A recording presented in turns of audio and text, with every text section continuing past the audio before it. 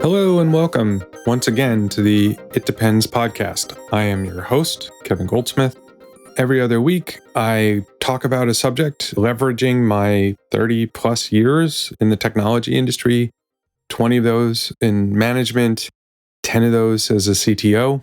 And every episode, I try to give some insights into things you may have heard about, but maybe haven't seen, or just give a fresh perspective on something. If you are familiar with it, try to share some wisdom, share some experience, and hopefully you get something from it that'll help you be a better technology contributor, a better technology senior leader or manager or lead or whatever it is you do.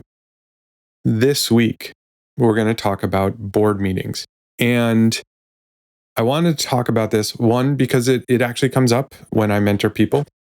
People ask if I mention, well, we just had our board meeting this week. People are really interested in what happens in a board meeting. If you've never been in them, you hear about them in the company and they can be very mysterious. And you kind of wonder what's happening. And usually leading up to the board meeting, if you meet with execs ever, they'll tell you about how they're spending all this time preparing for the board meeting. Often after a board meeting, there's a whole flurry of activity because either the board approved a new direction or maybe the board challenged an existing direction. And so then often right after the board meeting, there's just a hum of new activity or a bunch of new things getting started. So it has this almost mythical quality, and especially because it is very exclusive. Very few people in the company participate in it, at least in the meeting itself. So I've been attending these meetings in multiple companies over the last 10 years. I'm going to give you a little peek behind the curtain this week and talk about why these meetings exist, what's the intent of them, what happens in them. And for you, if you're hoping someday to be a C-level or senior executive in a company, that'll give you a little bit of a taste of what you may be encountering when you are. If you're not, it'll tell you a little bit about what happens there so that you can understand when people are talking about it, what's happened in them or what the experience is like. And that may also explain if you sometimes wonder why right after a board meeting, a whole bunch of stuff happens and you're trying to figure out why. This will hopefully help you with that as well. Board meetings aren't mysterious, but they are consequential. And understanding them helps technical leaders grow, whether you're an individual or a manager. As a result of these meetings being so consequential, there's some real tension there. The board exists to govern the company, but not necessarily to operate it. But the distinction isn't always clear in practice. You think of the board, and unless you are an executive, you almost never see them or interact with them. So it's this sort of shadowy group of people that you have no insight into, but you know are very important. Having been also a member of the board of directors, the board of directors' responsibility is to make sure that the company is operating correctly. And that can mean a lot of different things depending on who's on the board. If you've ever been in a company and you kind of look at the CEO and say, well, that person is in charge, everybody reports to them, so they're untouchable or whatever. The board hires the CEO, the board can fire the CEO. And that includes if the CEO is a founder of the company. When you hear about CEOs being fired, they're being fired by the board.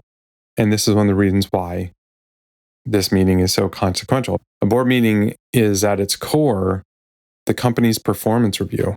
The board evaluates whether leadership is delivering against the plan. The plan comes from the executive team and is approved by the board. The board makes sure, once it approves the plan, that the team is executing against the plan, that the executive team is managing risk, and that it's using resources responsibly. This creates a natural tension. Leadership wants to demonstrate progress and competence.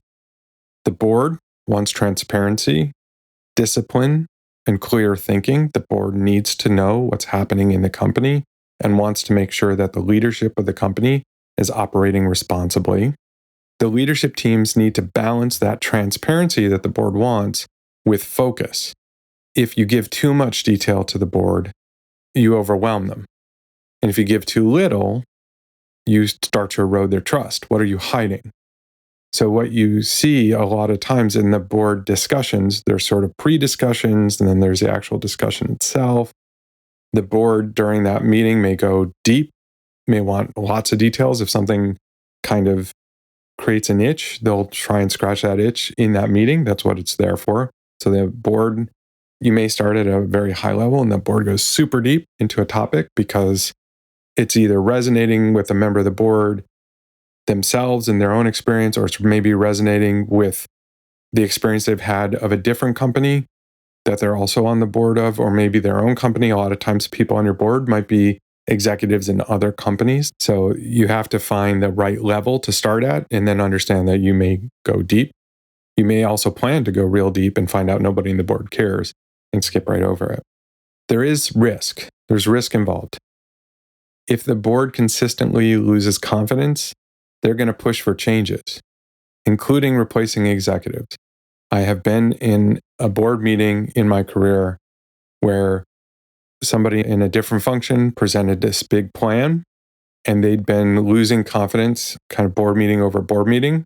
And after that board meeting, they were let go, a senior executive, because this presentation that they gave was just the wrong thing. And they'd already lost a lot of confidence from the board. And this was their last chance to gain it back. And they just didn't. And the board let the CEO know this person doesn't need to be here anymore. This is where bad board meeting performances can lead to the executives losing their jobs. As a CTO, we sit at a crossroads. We represent technology to people who may or may not understand it, while also protecting the team from unnecessary churn. Most of the board are not technology people. In my entire career with multiple boards, there's only ever been, I think, as far as I remember, one person that actually came from technology that was sitting on the board. So most of the people on the board, they don't understand my job that much. They know it's important. I work in technology companies. It's critical to the success of the company, but they can't understand a lot of the details. I still need to let them know things, and I have to find it at the right level that they can understand it. So as I said, I've been in board meetings at growth stage startups, founder-led organizations, later stage companies like my current. The boards in these companies are very different, generally. I'm going to generalize a little bit. In a growth stage startup, the board is more operationally involved.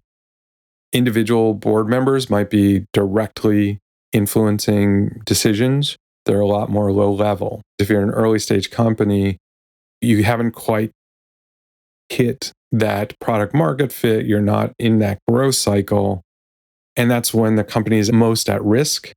And this is where the board is probably going to be more actively involved in decision making, acting a little bit more like operators who are a bit hands off as opposed to oversight. In a founder led company, which I've been part of several, this is going to depend different stages of the company. The board dynamics, oftentimes that board is populated by people the founder knows, not necessarily completely, especially if you've had multiple rounds of investment, you'll absolutely have investors on that board, but you're probably going to have folks who generally will defer to the founder a little bit more. And the more rounds you have, that's going to become less and less. So at an early stage, it's usually folks the founder knows pretty well, and they're going to defer to the founder. In a later stage company, the meetings do feel a little bit more like formal evaluations, even if they're somewhat informal. A board meeting can be very formal, very structured. A board meeting can also be very informal. I'll talk a little bit about that in a minute. In a later stage company where the company is operating, the board is probably less involved necessarily in day-to-day decisions. They're not necessarily operators. They're not talking to folks in the company as often, maybe checking in, but not day-to-day. They're trusting the executive team. In those, it does feel a little bit more like a formal evaluation in my experience. The board's very focused on the metrics, on the margin, and on predictable execution. What they want to see is if you're performing well, they want to make sure you're going to continue to perform well. If you're not performing well, which happens, they're going to be making sure that you are putting in remedies that make sense to them, but they're very much numbers focused, always very numbers focused. Are you hitting your numbers? If you're not, what are you doing to address that? What are you predicting your numbers are going to be for the next quarter or the next year? Do those make sense? It feels very much like a formal evaluation, like a performance review. Different folks can be on the board. I mentioned in a founder-led company, especially in an early stage, a lot of times it will be their mentors or people they know and respect. As you go through, you start to see more and more investors become part of the board because they've invested money in the company. That comes with board seat or multiple board seats so that they can make sure that their investment is being handled wisely and responsibly, and so that they can track their investment. You might also have independence. I was an independent on a board with a lot of the investors. So that gave me a lot of insight into the way the investors think and the way the investors talk on the board. And the founders, sometimes one or more of the senior executives may also have a board seat. Each of these folks is going to bring a different tone, a different approach, and honestly, a different level maybe of professionalism, how they interact, how much their oversight, and how much they're yelling at you when you miss, for example. Each of these different people comes at it from different perspectives. Usually the investors are the ones that are going to be pretty strict because, again, they've got money, oftentimes lots and lots of money into the company that they're representing. And so they're wanting to make sure that that money is being managed wisely and responsibly. Whereas other independents have, as part of being on the board, you're going to have a financial stake in the success of the company because you need to be aligned to the company's success. But as an independent, it's significantly less. You want the company to be successful, but you may be approaching it from a very different perspective than an investor would. You're looking at a longer term where an investor is very much thinking about when they're going to earn a multiple on their investment. And that's one of the reasons why you would have independence on the board. You oftentimes will have independence on the board also because they're bringing a specific skill set into the oversight of the company that's critical for the company's success that isn't already represented on the board. Sometimes you are also brought onto the board because somebody in the executive team is feeling like they need allies in the board. And so they're looking for folks who are bringing a fresh perspective that are going to be maybe more supportive of some of the initiatives of the board.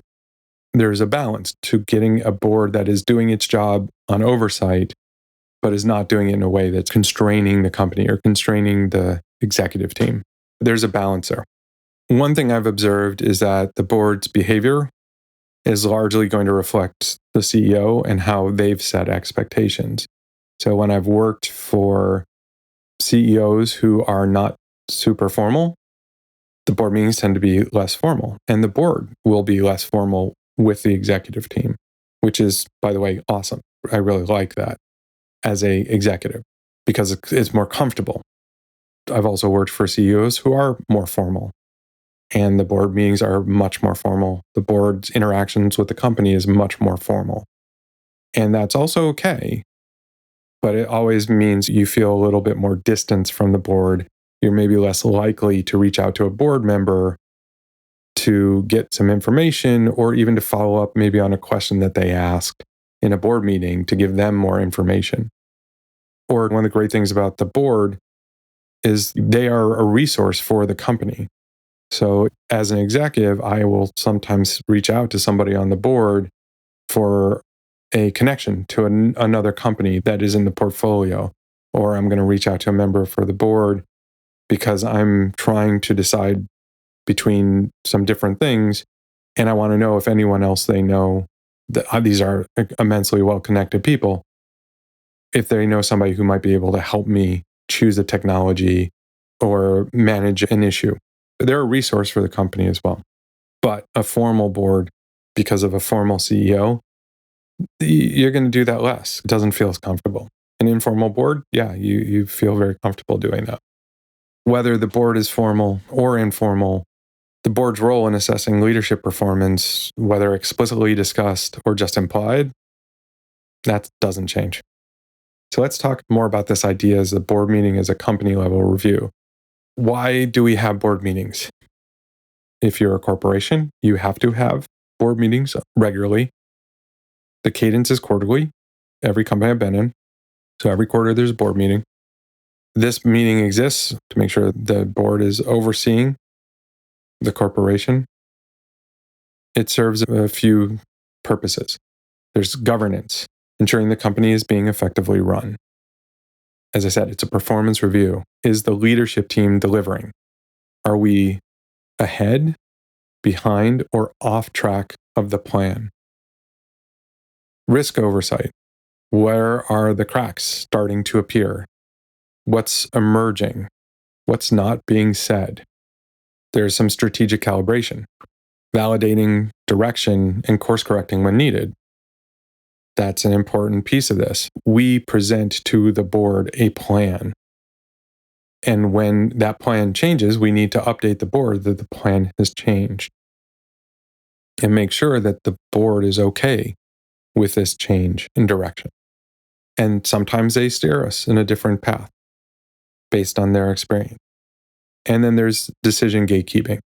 Some decisions a company makes have to be approved by the board.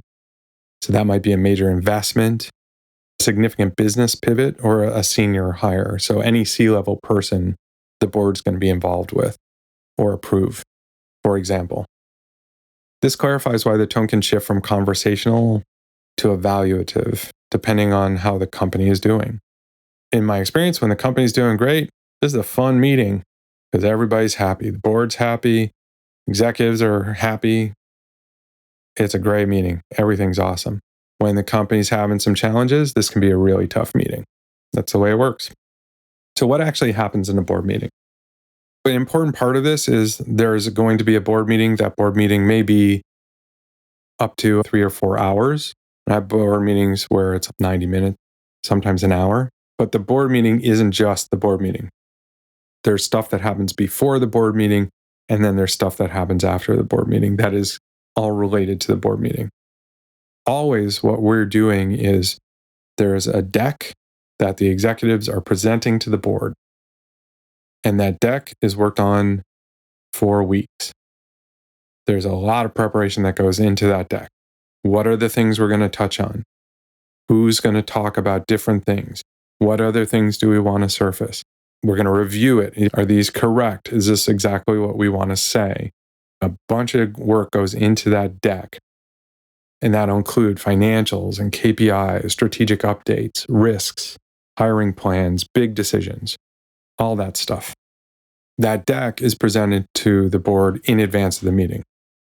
And sometimes there's actually a pre-meeting where you go over that deck with certain members of the board, which means that the board is coming in prepared.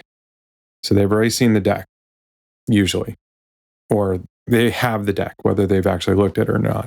But usually they're coming in prepared. They've seen the deck. They may have even had somebody walk them through the deck to anticipate their questions or look for things that the exec team might have missed that will be relevant to the board. So then in the board meeting, kicks off with the CEO. The CEO is going to set the stage. They're going to talk about what's going well, what's not, what leadership is looking for from the board. Then usually you'll go into financial metrics. You're going to talk about marketing plans.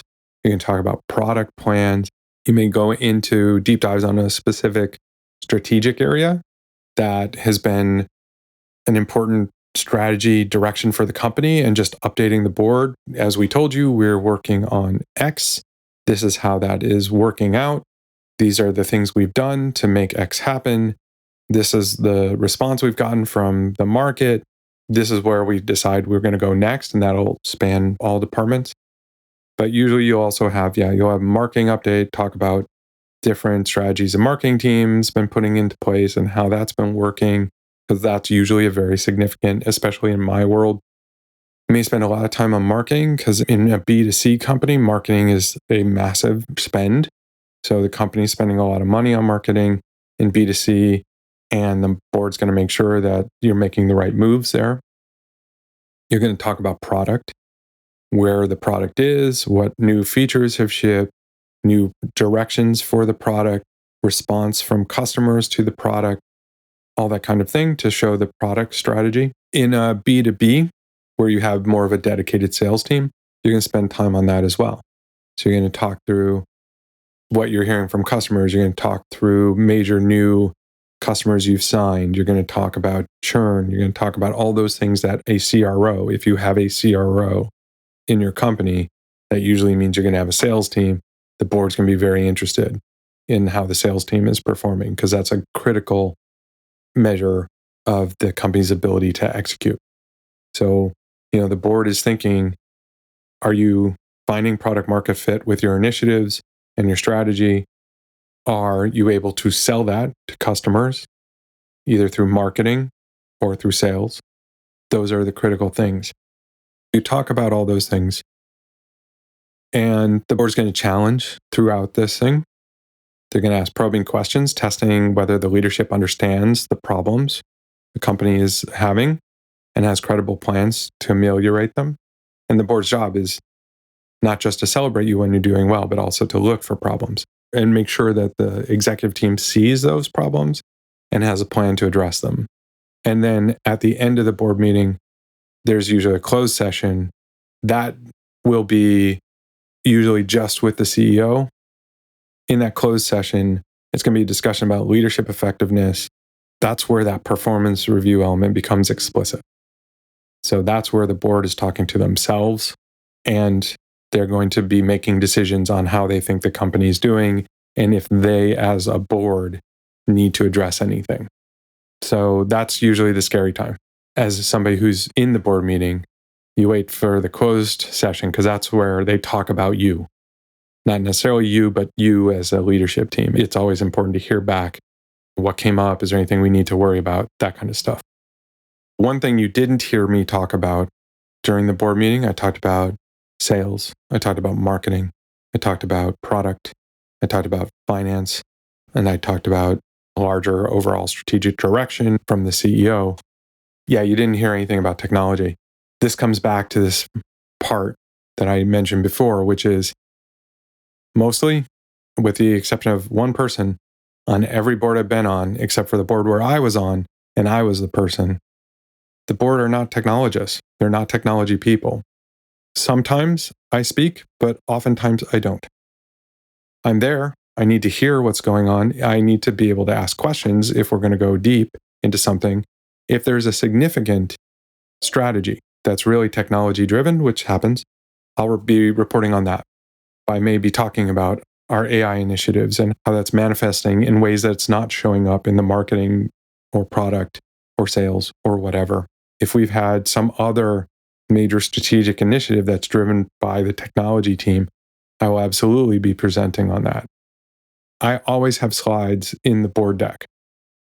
I make sure that I always have slides in the board deck, but we don't always talk about them. Very often those will be in the appendix, and I know the board's read them, and that gives them an opportunity to ask me questions about them, but it's not necessarily a topic that we're going to talk about in the board meeting. Very often, if something piques the interest of a board member, they may have somebody from their organization contact me after, and they'll let me know, hey, I'm going to have one of my technology team reach out to you because I'm interested in what you're doing there. Or that may be an opportunity for them to connect me with another company in the portfolio where maybe we're solving a problem that another company is having, or we're having a problem that another company has solved. A lot of the time, the stuff that my team does is going to show up primarily in the product team part of it. And so sometimes I'll contribute and talk during the product team section, or it'll show up in marketing or other places as well. So that's the one bummer about being a CTO in board meetings. You're always there, but you're not necessarily getting to speak a lot. You're there mostly to answer questions. But you get to be there. So that part's important. That brings up who is in the meeting from the company. So it'll be the executive team, the senior executive team. That will mean the C-level folks. If you have VPs who are leaders of a function, let's say you don't have a CHRO, but you have a VP of HR, they may be there. Your general counsel, whether they're C-level or not, especially at a later stage company. Other execs may be there as well. Often you'll have other members of finance, maybe VPs of finance with the CFO, because they're usually closer to the details, or they can be looking things up while the CFO is presenting if there's questions, so they can answer those. If you have that deep dive, you may have the head of data, whether they're part of the executive team or not, may be there for the exact same reason, because they can look things up if questions arise. You may, depending on a strategic direction the company's in, you may have folks who are not in the executive team presenting to the board, because that gives them a chance to get board exposure, which is a nice thing you can do for these folks who are working really hard. And so in that case, they may be there, but often they will come in just for their section of the board meeting. When we were in an office and we had in-person board meetings, sitting outside the room were usually a few folks who might be presenting a section or have relevant information on a section of the board deck, and they would get called in when it was time for their section. And when they were done with their section, they would leave.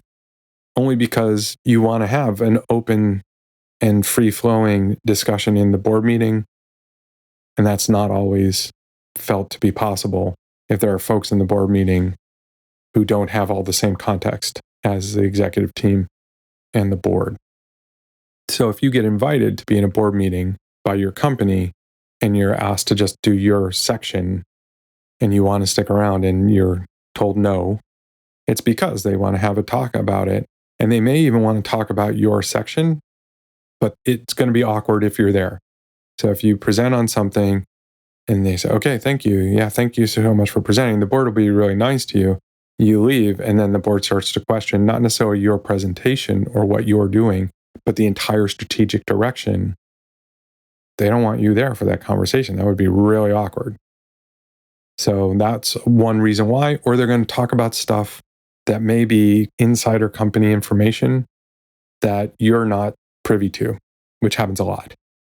They're going to talk about lots of different stuff, and not everybody in the company should be aware of. The executive team needs to know, but a lot of other people don't. And so that's one of the reasons why who attends the board meeting is so restricted. And this is often for folks who are in the company and they're not senior and don't know much about the board meeting. They always want to know, why isn't the board meeting recorded? Why can't I read it or watch it? Or why can't I attend the board meeting? And it's very much because we're making decisions here that may or may not happen.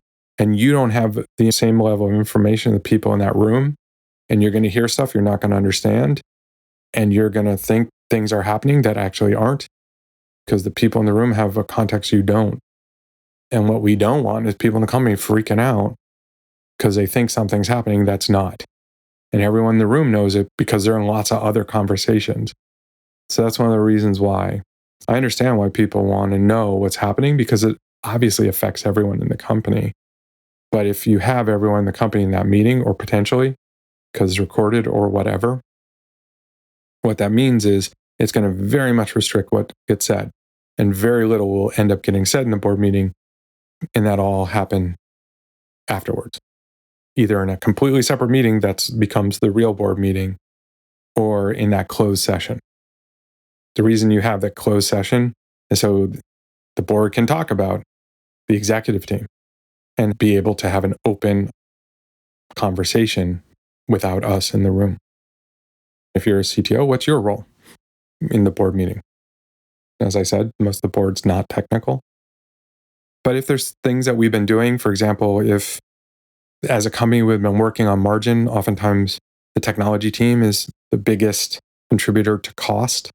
So I might be talking about, here's what we've done around cost reduction in the technology team, and here's the results of that, for example. Or if there's a big AI initiative, I may be presenting on, here's our AI initiative, and this is what we've achieved. I translate technology into business impact, especially if we've been making big financial investments. I want to make sure the board understands the ROI, the return on that investment, simply, directly, without exaggeration. I try and demonstrate disciplined thinking, clear strategy, clear metrics, clear trade-offs. A lot of times, technology can seem very hand-wavy. And so if you sound like that to the board, they're going to have some problems with you. Especially when I was doing my very first board meetings, I was over-indexing on detail, way too much detail. Again, these are not generally technical people. So instead, I learned to focus on that clarity and on the outcomes I was driving. And then finally, I'm representing the technology organization, and I need to do that clearly and calmly. And these are the highest stakes discussions. So I need to make sure I'm representing my part of the company well.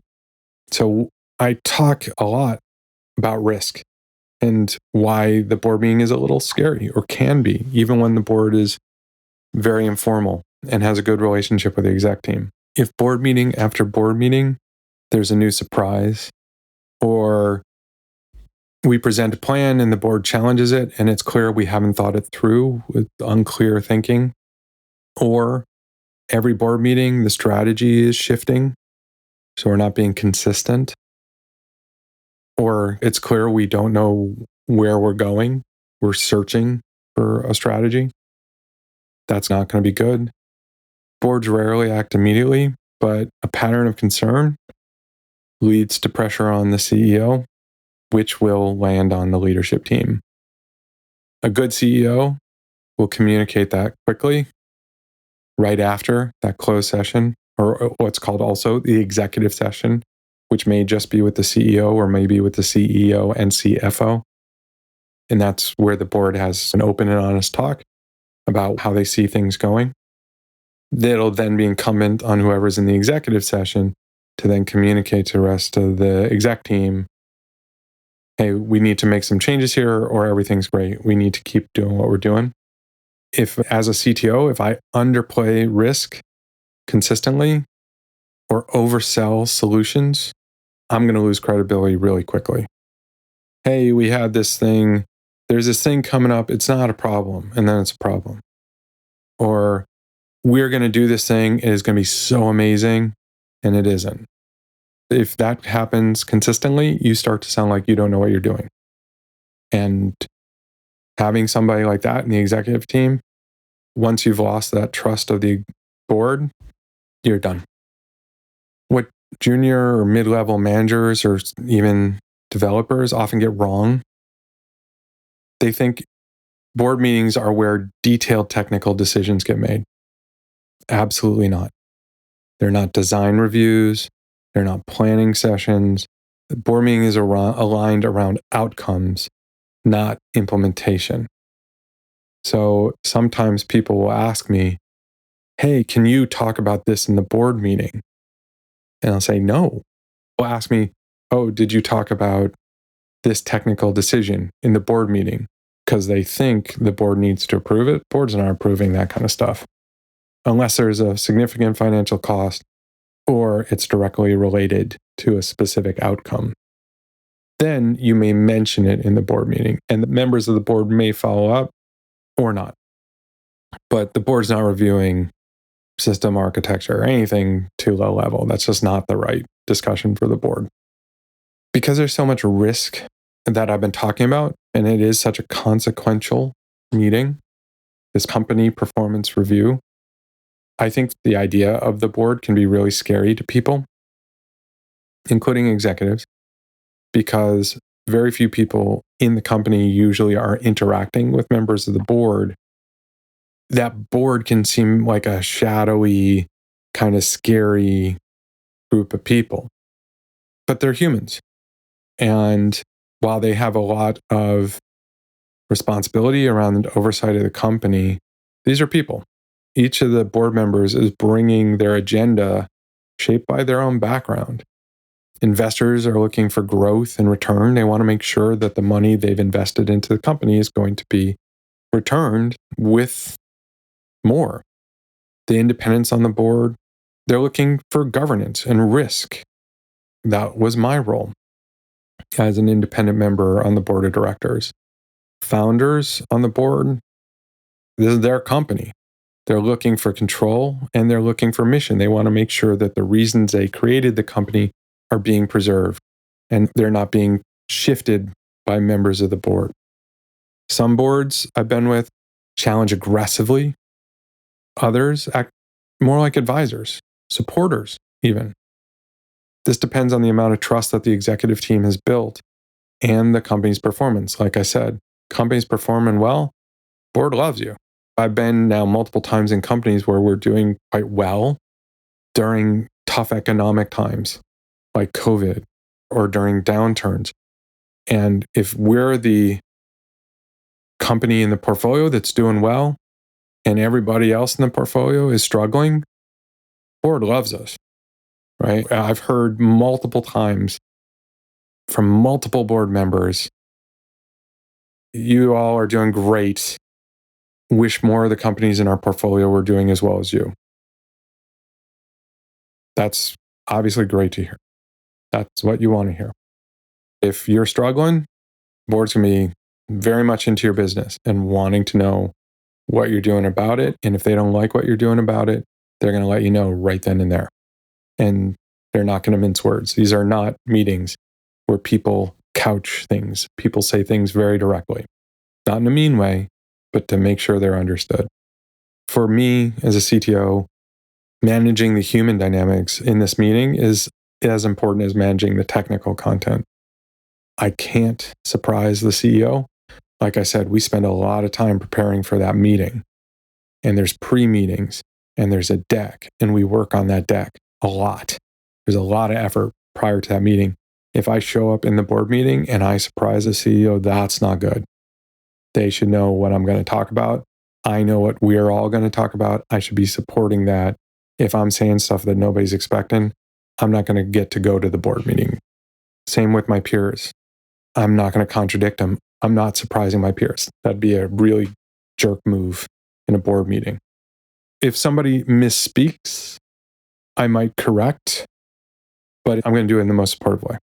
And that does happen. I know the number, somebody references it, says it incorrectly. I'm going to make sure that it's correct just because the board needs to know we are on top of our numbers.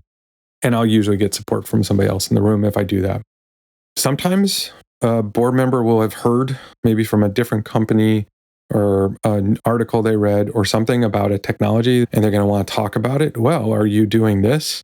Because I heard from this other company that's been really helpful for them.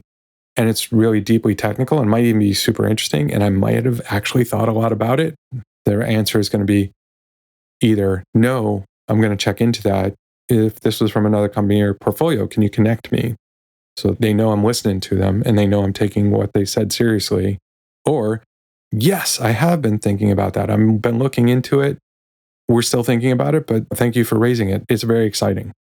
I'm not going to start saying, well, yes, that thing does sound cool, but here's all the things. Yeah, that's just, I'll lose everyone in the room. It's just not the right conversation for the room. So being aware of that. I need to stay steady, clear, calm. If I am, the room's going to notice. If somebody from the board challenges something I said or questions it, if I get defensive, it's going to sound like I don't know what I'm talking about. If I remain calm, clear, steady, even if I'm going to disagree with them, if I do it in a good way, do it in a numbers-based way, a fact-based way, or I acknowledge what they said and follow up with them later, that's fine. That's what an executive should be doing in front of essentially their bosses. The board's going to be paying attention to the leadership team dynamic. If we're all saying different things in our parts of the deck, that shows weak alignment, and that's going to show up really quickly in front of the board. If we're contradicting each other or disagreeing with each other subtly, even. And obviously, part of the reason you work through this deck a lot in advance and what you're going to talk about is to make sure that isn't happening. But I've been in board meetings where it does, and the board picks up on it, and it's clear the executive team is not working together well. And that's going to be a discussion they have with the CEO. And it's usually going to be, you got to fix it. So it's important how the executive team shows up together. Are we supporting one another? Are we each going in the same direction, or are we each going in our own direction? We want to be seen as a unified group that is all working together, effective. After the board meeting, it's always dangerous if you're an executive leader to talk about the board, and you can't see me, but I'm doing air quotes, because it can create fear. Again, most people don't interact with the board. Most people in your company don't know who's on the board or how many people are on the board. They just know them as the board. And so referencing them as a group, the board, can unintentionally create fear. So you have to be a little bit careful. And if you say somebody on your team wants to do something and you say, we can't do that because of the board, right? You don't want to take responsibility for the decision. We're not going to go buy this ridiculously expensive technology that I can't give a good return on investment argument for. It's not going to get past the board. That's you to take responsibility for and not push it off to the board, because then it also seems like the board is sort of shadowy organization that's really controlling the company and you're not ultimately responsible. It's not helpful. So be careful about how you, if you're a senior leader, be careful about how you talk about the board. This is also where people in the organization start making decisions that the executive team isn't in charge, the board is. Really, it's the executive team that's in charge. We're in charge. The board is making sure we're doing a good job. That's how that works. And if we're not doing a good job, the board replaces us.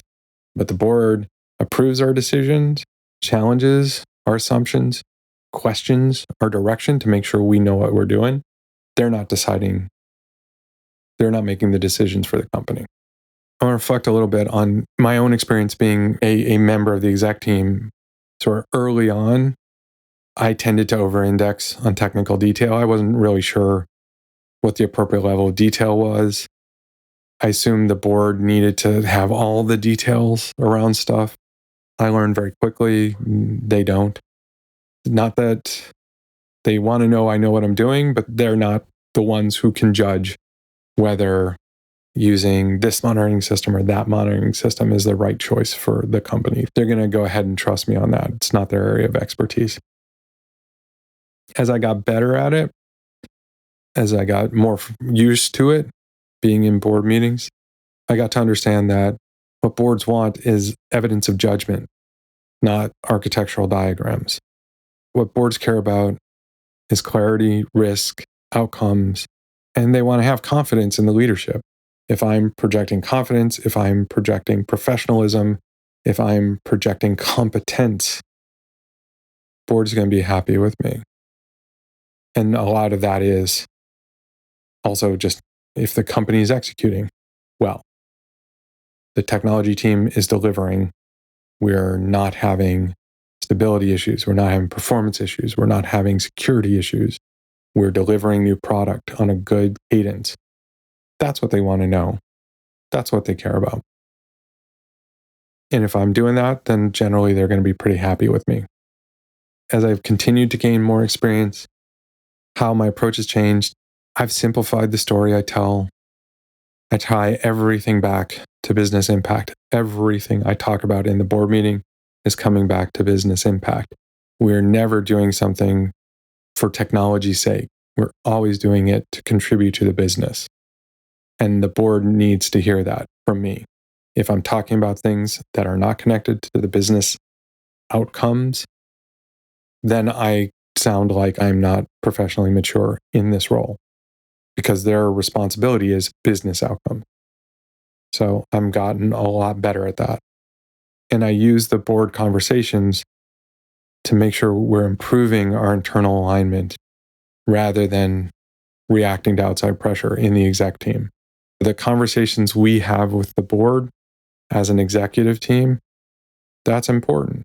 And afterwards, we're going to talk and make sure that we all understood what we heard in the same way and that we are using that outside input to be more aligned together. That is one of the great values of having this board. And I don't even think I referenced that yet, which is weird because it is important. The board is a group of very experienced people who, as I've said multiple times, have insight and view across lots of different companies, lots of experience, lots of context. And they are the outside observers who can help make sure that we're making good decisions and give us valuable input. That's amazing. That is incredibly valuable. And when they give that input, it's important that you hear it as an executive. You don't know more than your board. You are not smarter than your board. You may know certain technology things better than individual board members. Sure, you're an expert in your field. That doesn't mean that you know more than the board when it comes to the business. And if you take their advice or their input and you hear it, it's going to help you do your job better and all your peers. And it's going to help you work as a team better. So it's very valuable. And you have to treat it that way. It is a privilege to be in the board meeting and get that input from these folks who are responsible for overseeing your company. That's their job. So to close out, board meetings are not mysterious. They're structured, periodic performance reviews for the whole company. A board meeting is simply a structured forum for alignment, accountability, and strategic guidance. My job, the CTO's job, is not to impress the board. I do kind of want them to think I know what I'm doing, but I'm not showboating. My job in that meeting is to help them understand how technology, my department, my function, supports the business, where the risks are, and what decisions require their input.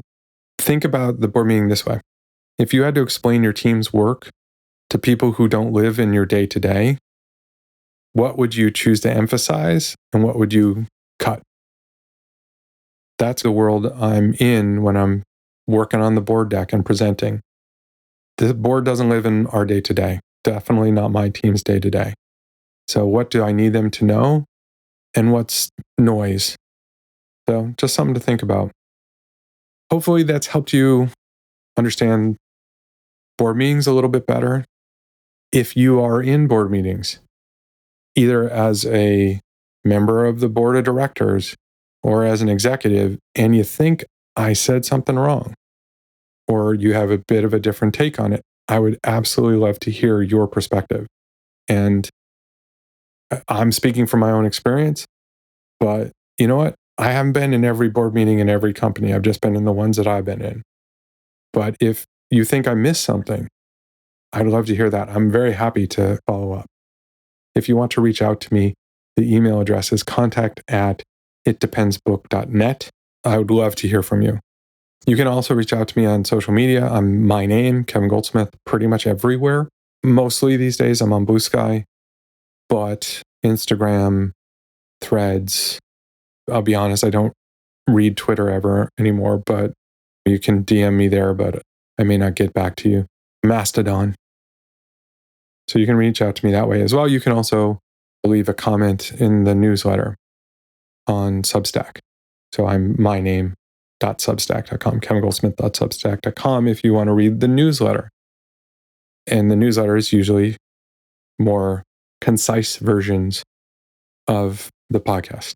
At this point, that's what I've been doing with the newsletter. I want to remind everybody, I'm speaking at the Confu conference. I've got 2 talks at the Confu conference in February in Montreal, Quebec. I would love to see you there if you're going to be there. And if you are, let me know. I'd love to meet you and talk to you.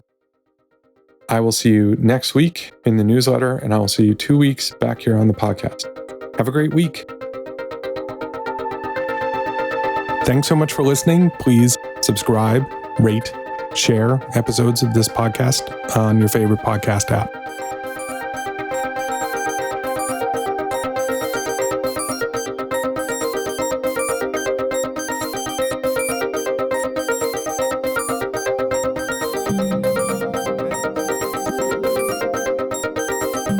Thank you for Answers to April for the music used in this podcast. To hear more from Answers to April, visit answerstoapril.com.